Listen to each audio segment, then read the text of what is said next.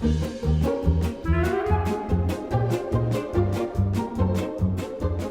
everyone. Welcome to the third episode of Genealogy Pep Talk, a podcast.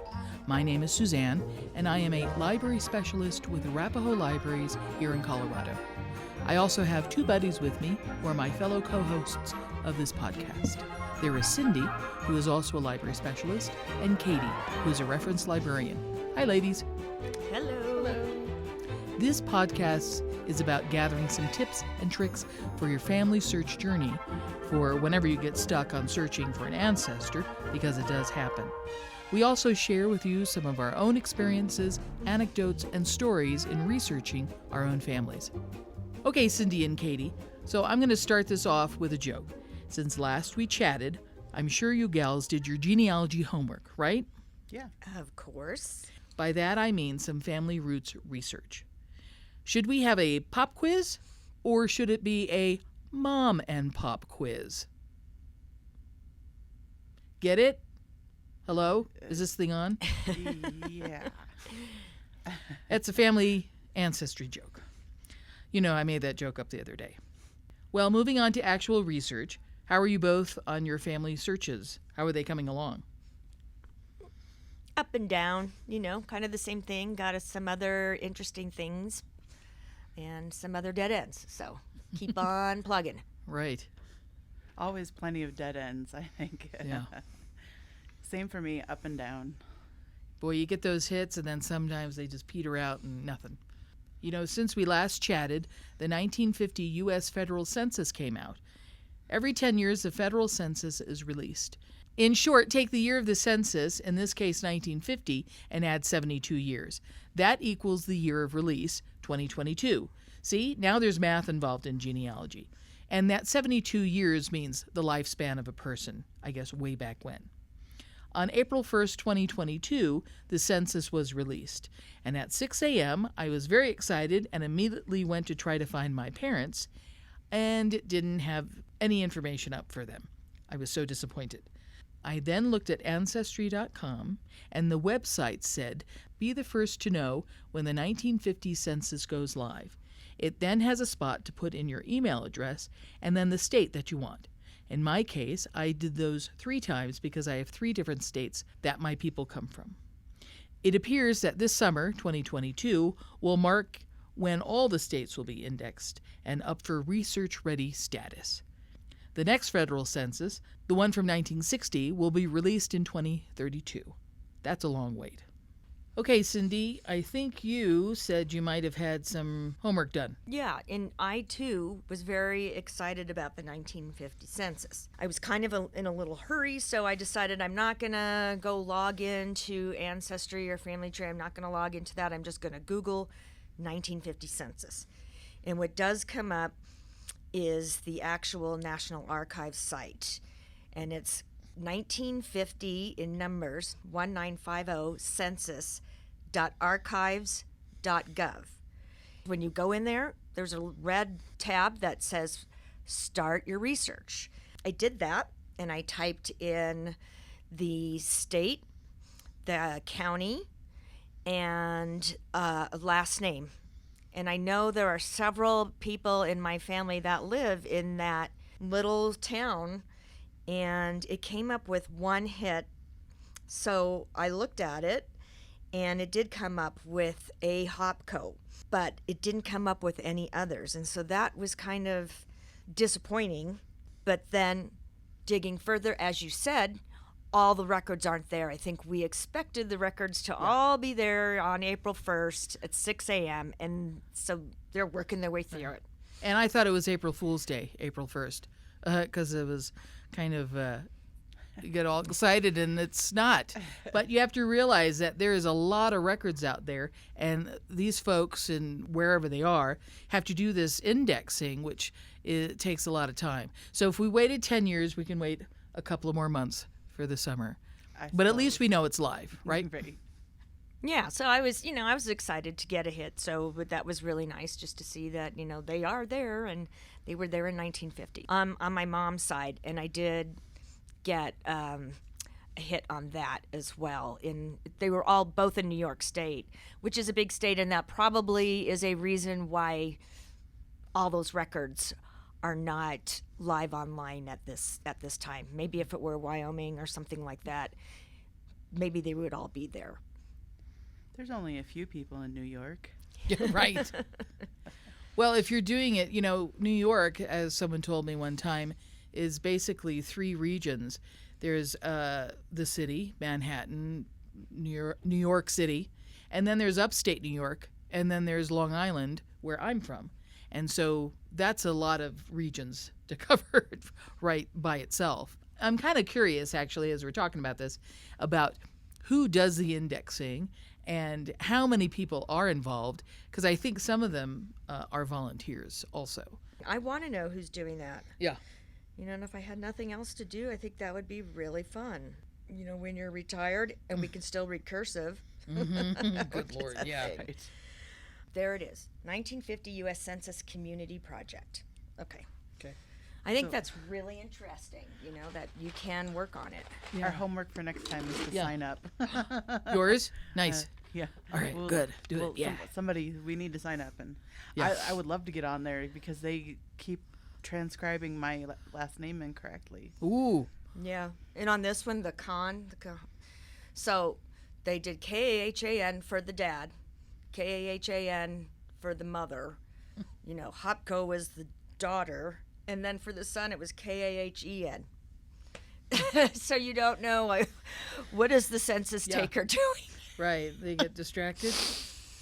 Yeah. Or is it the handwriting thing? And Yeah, I'm sure. They just was like, oh, it's, I mean, they're in a after you've been hurry. writing, how when you start writing, Yeah. you write nicely, and then after a while, it's like, I can hardly read what I wrote. If you think about census takers, they've been doing this hour number 7, and they're almost done.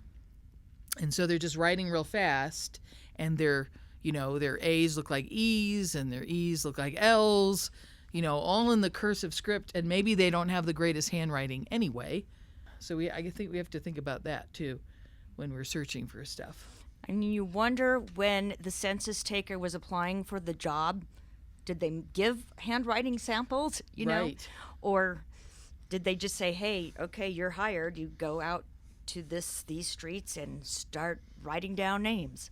Right. Yeah, and they're walking door to door, so it's not like online like we can do Right. nowadays. They're actually walking to houses. I don't know if you noticed when either of you were looking for results. My great uncle's family is listed on the census, but my grandparents and dad are not there yet. But I noticed that higher up in the census there was names, and then there was not at home, not at home, not at home. Yeah, I Right. saw that too. And that's fascinating to see, like, how many people weren't necessarily counted because they weren't at home. Mm-hmm. Yeah, on the page with the person I found on the 1950 census, there are a lot of not at homes. Do they come back around, or is it just, if you're not home, they don't count you? That's a good question. That's to a good question. Look for next time. Right. Let's write that I do down. remember, we're kind of going all over, but I think if you back to the census and you're looking at it, you will see a little H. Well, maybe it's a capital H. And sometimes I've seen it, H is in a circle next to the name of a person. I don't know if that means they're home and they spoke to the wife, because the head of household, they'll say head, and that person is working, has a job. So I'm thinking that H means they were at home, and because I've seen that a few times. So that they actually talk to that head of household, Right. as opposed to talking to the wife, the daughter, and the daughter saying, yes, my parents are Joe and Sally, and they are 55 and 54 years old. So I think, let's remember our own census history. We just did one in 2020, and it was pretty short and not a lot of questions. And you're just like, yes, no, whatever, circled. And then that was it. I remember doing it from 2010, and someone was coming around, but because they had a note on my doorknob, and it said, please call, we're a census taker, we'd like to take the census. So I called, because I was doing genealogy then. I said, I will support you, census taker. And so I talked to them, and it was a little bit more involved than the 2020 census. At least they got the information. The person asked how many people are, just me, because I joked, and my cat. I'm one of those people. And he laughed. See? But that was it. So 1950, 1940, and they're coming around, knock on the door. And yes, I have 5 children. Yes, 3 of them work, 2 of them are in school, and my husband is working. So that's how they would do it. They would talk to that one representative. It would be great to be a fly on the wall back 50, 60, 70 years ago for this information. It would be very interesting. Yeah. That's just me thinking logically of how it would be done and putting my own experience in that. This makes me want to talk with my grandparents and see if they remember, a time when they came around and did the census and what was that like, what kind of questions did they ask. Maybe I'll do that. Call her and say, hey, do you remember doing the census when you were, young family? And that would be great homework for you, Katie. Would be. All right, I'll write that down.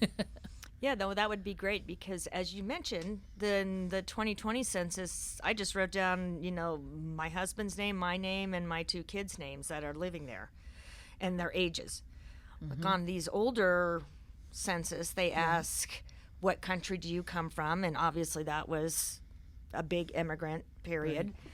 They ask what the father does, the wife. Does she work or is she a homemaker? And the kids, what do they do? Do they work? Do they go to school? And what do they do? And where do they work? Right. So I think that was very interesting. I don't think they asked, I'm almost positive they didn't ask that on our 2020 census. And I'm going to shoot back about 100 years now. 1900 and the 1910, I'm fascinated by it because they will ask the woman how many children were born and then how many children are living. You don't see that question asked after that. It's just those 2 decades or 1 decade. I always find that to be quite fascinating because, well, don't you think that happens now? It happens in 2020. It happened, I'm sure, in 1950 of, you have kids and then they don't live. Maybe it was rampant. Yeah, isn't that interesting? Maybe they did change it in 1920 because so many people perished in the 1918-1919 flu that it kind of became moot, that almost anybody knew somebody in their household. Or that's my grandmother's brother perished in the Spanish flu epidemic. So they probably didn't ask her, how many children did you have? How many children are still living? Well, and maybe they just decided that it wasn't necessarily as relevant. I don't know. Maybe they just at some point said, well, we just want to know who's here now. That's a good question. Maybe we can find something on that. That is curious. It would be interesting to go back and pull up a sampling of census records and just see how the information has changed over the years. Say, pull up 1910, 1930. I'm sure that you could look up what questions were on the census for 2020 and then just see how that's changed. That would be really interesting to look at. That would be. I agree. Let's do it. Okay. More homework. More homework. Reference librarian to the rescue. Excellent. I don't know if you knew this, but you can print out a blank copy of a census. 1900, 1880, and it'll have the information so that you can compare, Katie, like you were talking about, what the questions were asked. So that is good news. And that's on the archives or what site Ancestry.com, because it'll say blank forms, if I'm correct, which is great because then you can print it out and then kind of, because it's tiny writing, of course everything is teeny tiny these days. You can maybe make your own notes and blow it up, make it bigger or whatever, or just write down your notes of what questions. Some of those columns at the top are written very, very small. Even with my glasses, I have a difficult time. And especially if it's not in high resolution, then you can't zoom. Yeah. I have noticed on the 1950 census, though, that I did go zooming in. I still had to have my glasses with me, but It does, you can read those questions because some Yeah. of the columns are a yes or a no or blank and you don't know why. And you have to go up to the top and figure out what the question was being asked there. If you hover over an answer, it'll say what it is. So make sure to hover, and you can see that too. So it's typed out. Yeah. So one thing about the census that I was wondering about for the 1950 census, when it says to search, you can search for the state, the county, and the last name, first name. But underneath that, there are things called enumeration districts. And it would say 1, 2, 3, or whatever.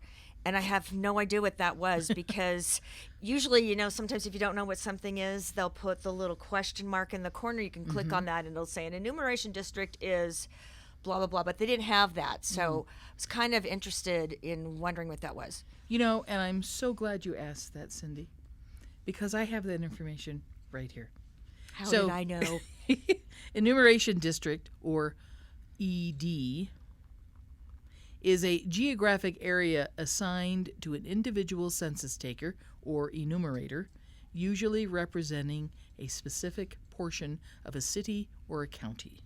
So how do you know what enumeration district your family is in if you know the exact address? I know the exact address of my dad's parents because they lived in that house Right.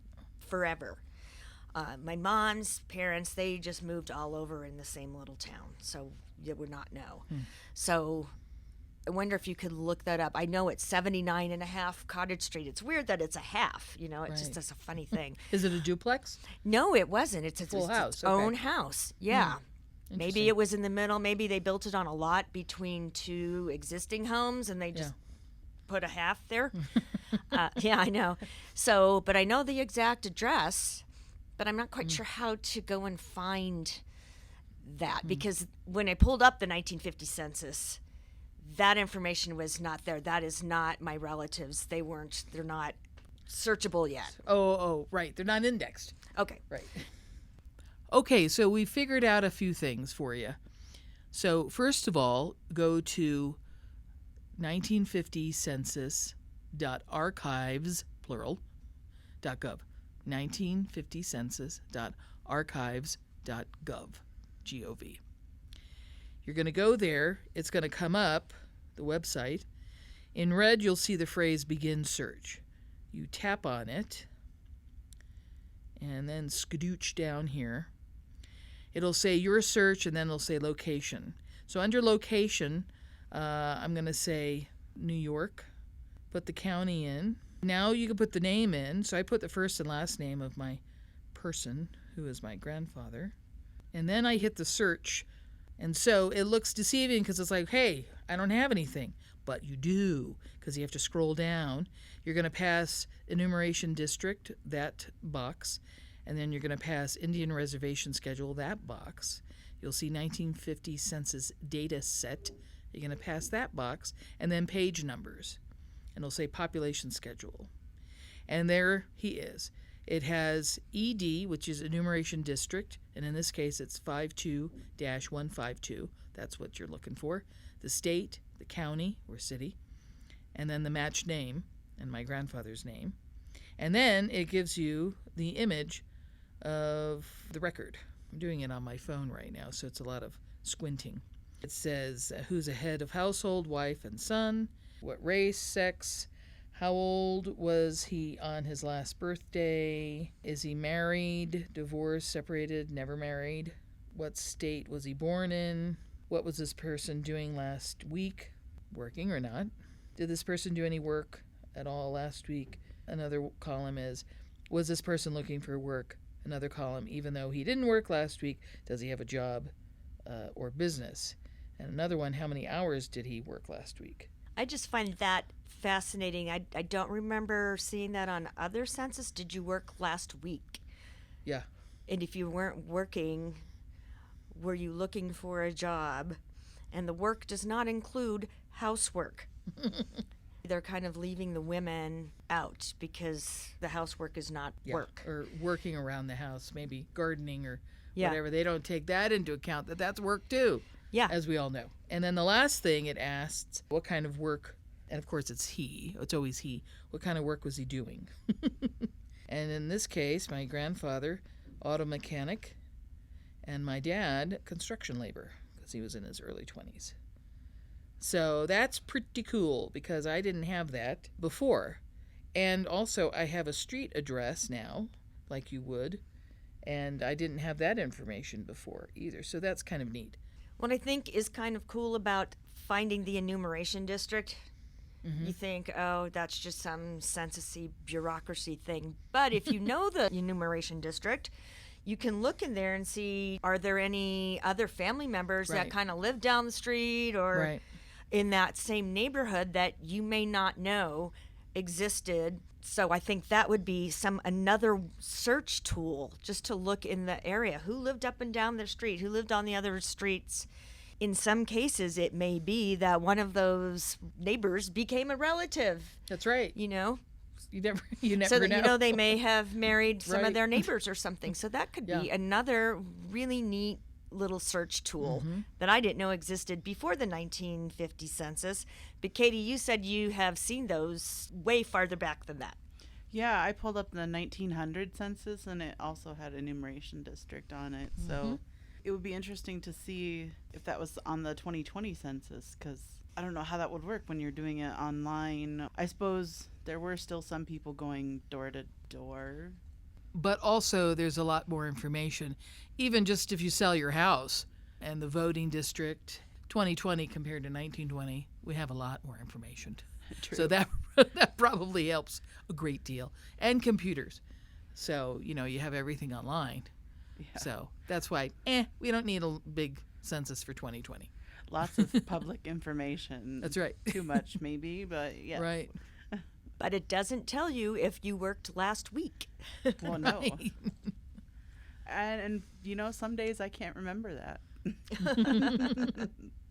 The 1950 census to me I didn't think it'd be as exciting as it comes out to be because, it's getting closer. It's not relatives from a really long time Right. ago. But I found somebody on the 1950 census that I did not know existed. So I think that is fascinating. It was someone who lived down the street from my dad's family, and her name is Anna Hopko, but she lives in the household. She's listed as the daughter in the household of a last name of Kahan, and I believed it was just pronounced Khan. Not quite sure, but I don't know who the Khans are, and that is going to put me down so many other rabbit holes. And she was, I thought that her name is Anna, which are both of my great-grandmother's names. So I thought it might have been one of my great-grandmothers, but it said she was listed as being 49 years old in 1950, which meant she would have been born in 1901,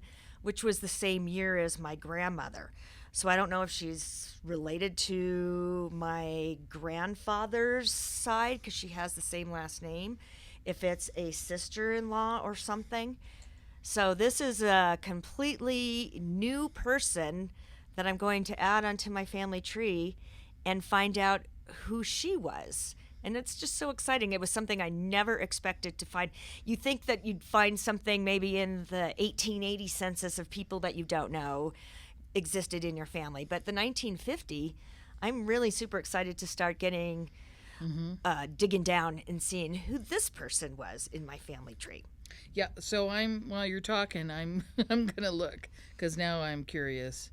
So, what I think I've seen before is that sometimes on records, middle initial is not really their middle name, but in the woman's case, it's their maiden name.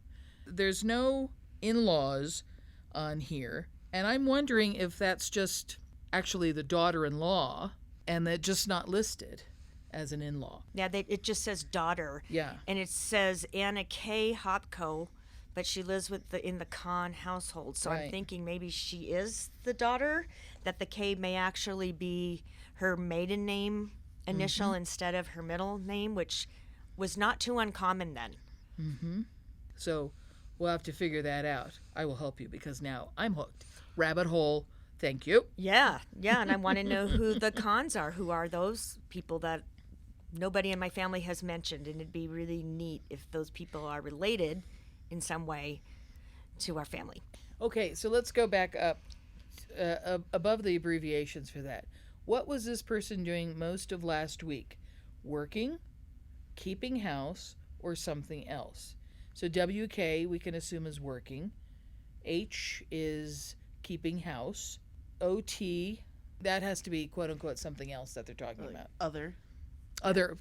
Duh. Okay. Thanks for that, reference librarian. Superhero. That's why you're the reference librarian. So that makes sense. So it was other. So, yeah, what is other? What was she doing? Ooh, Yeah. This is a mystery.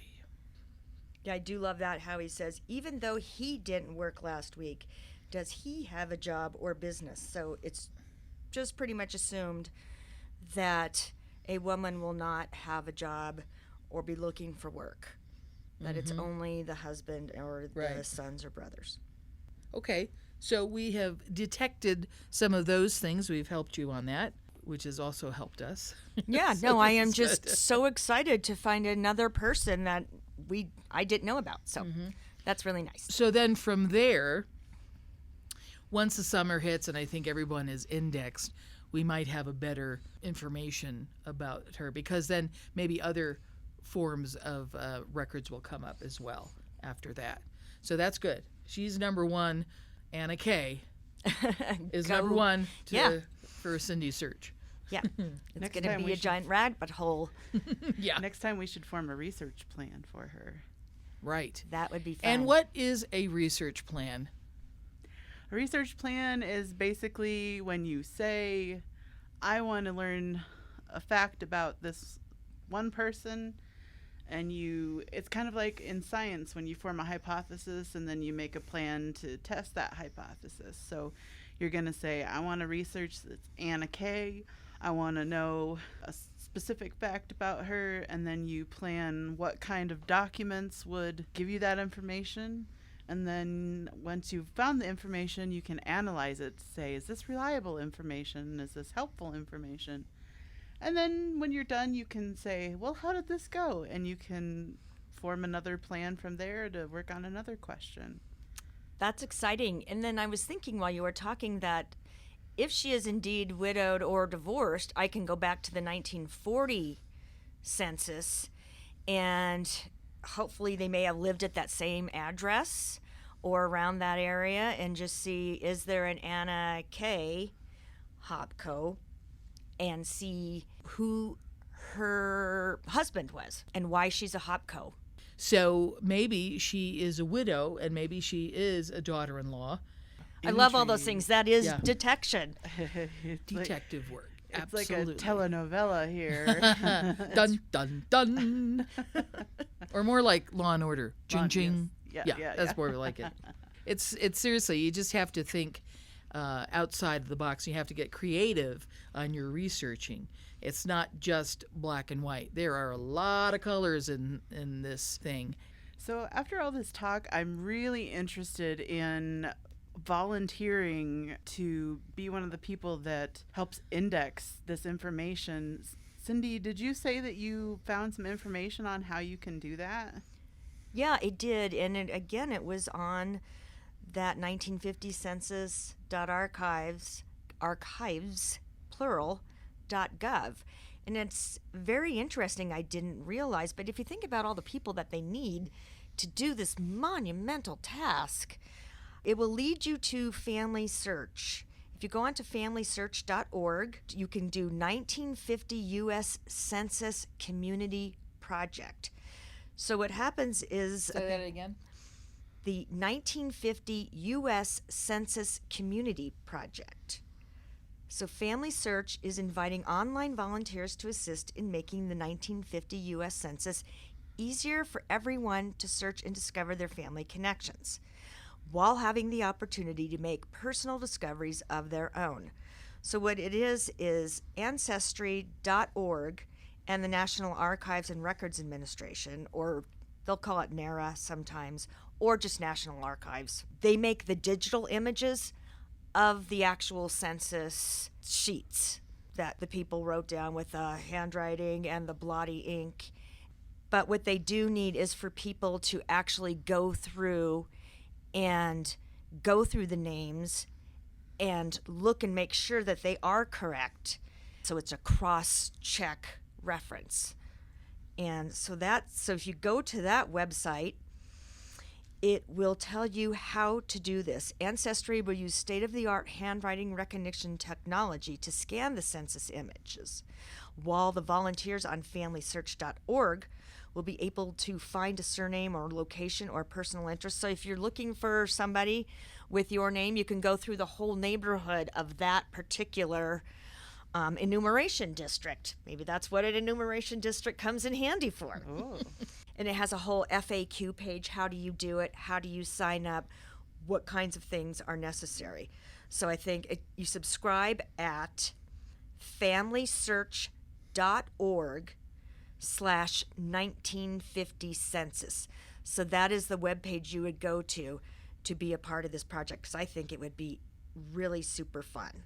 And so when that page takes you to a Start Now and learn about the project, you can choose a state or territory that you're interested in and be able to find out more about your relative while you're actually helping with the census. So I think one precursor for that is you have to learn to read cursive, which is becoming an art now these days. Yes, well, Yeah, thankfully I'm sure still is. old enough to know how to do that. Yeah. Me too. I think that sounds like a really fun thing. I know personally that my last name gets misspelled all kinds of ways, so it would be fun to go in and say, no, that's not right. That is not an N, that's a U. And I think that is the advantage of you doing your own family, because you would know. I mean, just for an example, too, is the Khans. They listed Kahan for the head of household and his wife, but the son was listed as Kahen. So even on that very same day, the census taker made an error, and you can see how those things can get lost. So if you're searching for Kahan, you may never find that son because they misspelled it or miswrote it. And that E could have been an A, but just, oh my gosh, the sun is in my eyes and I can't see anymore because I've just written all of this stuff for the last 6 hours. Yeah, I mean, maybe that was at 4:39 Right. and he gets off at 5 and he just, Right. And he's smelling the good dinner that the wife of the household is making. He wants to get home to his own dinner. He's just going through as fast as he can through his enumeration district. Nice. Because remember, there's no microwaves back in 1950. Let's put a timeline on here. It's a lot of old-fashioned stuff. No cell phones, no computers, no microwaves, no Keurig coffee makers. So everything took its sweet time, and maybe that's good. We're too rushed these days, and so maybe it's kind of nice that it took its time. Like that person that I was just reading from that census, it was a delight to read because I could read it. That's for sure. So it's a nice thing. And you just wonder also about like the pens that they use. There were no ballpoint Right. pens.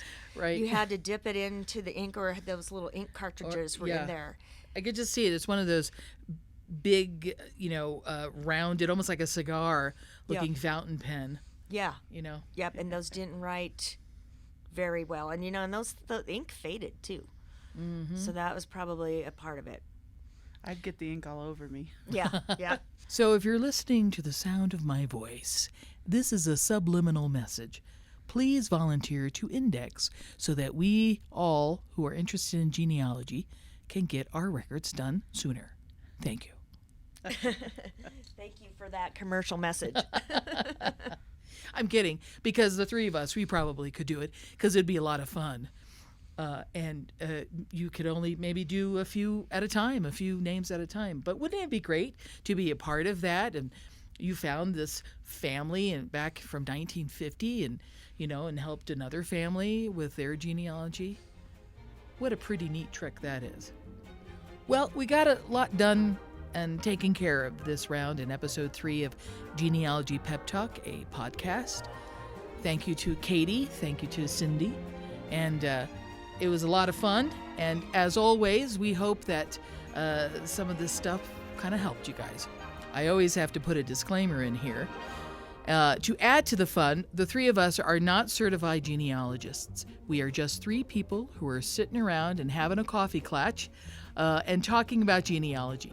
We hope that some or all of this information helps you along the way to finding your family. Thanks for listening. Say goodnight, ladies. Good night, ladies. We'll see ya.